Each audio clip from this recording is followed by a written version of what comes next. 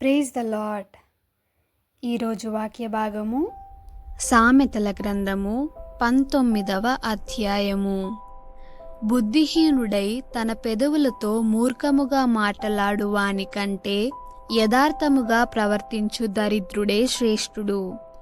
ఒకడు తెలివి లేకుండుట మంచిది కాదు, తొందరపడి నడుచువాడు దారి తప్పిపోవును. ఒకని మూర్ఖత వాని ప్రవర్తనను తారుమారు చేయును, అట్టివాడు హృదయమున యెహోవా మీద కోపించును. ధనము గలవానికి స్నేహితులు అధికముగా నుందురు, దరిద్రుడు తన స్నేహితులను పోగొట్టుకొనును.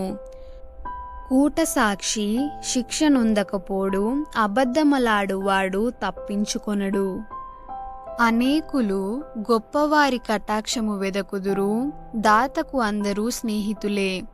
బీదవాడు తన చుట్టములందరికీ అసహ్యుడు, అట్టివానికి స్నేహితులు మరి దూరస్తులగుదురు.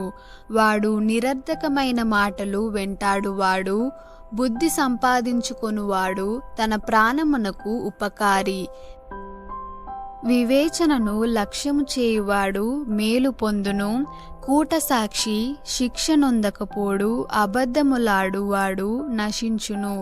భోగములను అనుభవించుట బుద్ధిహీనునికి తగదు, రాజుల నేలుట దాసునికి బొత్తిగా తగదు. ఒకని సుబుద్ధి వానికి దీర్ఘశాంతమునిచ్చును, తప్పులు క్షమించుట అట్టివానికి ఘనతనిచ్చును. రాజు కోపము సింహగర్జన వంటిది, అతని కటాక్షము గడ్డి మీద కురియు మంచు వంటిది. బుద్ధిహీనుడగు కుమారుడు తన తండ్రికి చేటు తెచ్చును, భార్యతోడి పోరు ఎడతెగక పడుచుండు బిందువులతో సమానము. గృహమును విత్తమును పితరులిచ్చిన స్వాస్థ్యము, సుబుద్ధిగల భార్య యెహోవా యొక్క దానము. సోమరితనము గాఢ నిద్రలో పడవేయును, సోమరివాడు పస్తుపడియుండును.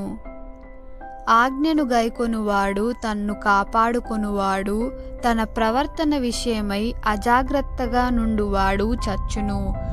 బీదలను కనికరించువాడు యెహోవాకు అప్పిచ్చువాడు, వాని ఉపకారమునకు ఆయన ప్రత్యుపకారము చేయును. బుద్ధి వచ్చునని నీ కుమారుని శిక్షింపుము, అయితే వాడు చావవలనని కోరవద్దు. మహాకోపియగువాడు దండన తప్పించుకొనడు, వాడి తప్పించినను వాడు మరలా కోపించుచునేయుండును. నీవు ముందుకు జ్ఞానివగుటకై ఆలోచన విని ఉపదేశము అంగీకరించుము. నరుని హృదయములో ఆలోచనలు అనేకములుగా పుట్టును, యెహోవా యొక్క తీర్మానమే స్థిరము. కృపచూపుట నరుని పరులకు ప్రియునిగా చేయును, అబద్ధికుని కంటే దరిద్రుడే మేలు. యెహోవా యందు భయభక్తులు కలిగియుండుట జీవ సాధనము, అది కలిగిన వాడు తృప్తుడై అపాయము లేకుండా బ్రతుకును. సోమరి పాత్రలో చెయ్యి ముంచునే గాని తన నోటికి దాన్ని తిరిగి ఎత్తనైనా ఎత్తడు. అపహాసకులు దండింపబడగా చూచి జ్ఞానము లేనివారు జ్ఞానము నొందుదురు. వివేకులను గద్దించిన ఎడల వారు జ్ఞానాభివృద్ధి నొందుదురు. తండ్రికి కీడు చేసి తల్లిని తరిమివేయువాడు అవమానమును అపకీర్తిని కలుగజేయువాడు.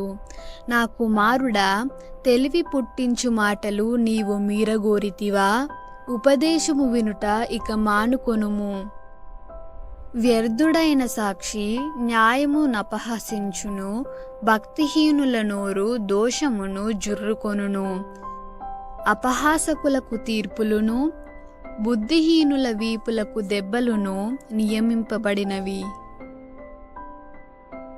దేవుడు తన పరిశుద్ధ వాక్యమును దీవించునుగాక. ఆమెన్.